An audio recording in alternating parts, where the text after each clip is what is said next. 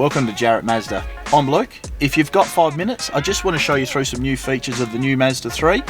Gets quite cold up here in Mount Barker, and I've learnt with this car now, with the adaptive climate control, any degrees over 23, I can actually set it so my heated steering wheel and my heated driver's seat comes on automatically.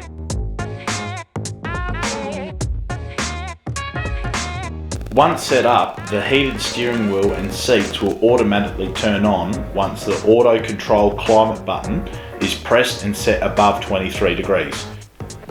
The setting is accessed via the Mazda Connect system by scrolling to settings, then vehicle settings, then link seat and climate control temperatures. How good's that? If you've got some time up your sleeve, drop in and see us and I can show you some more awesome features of this car.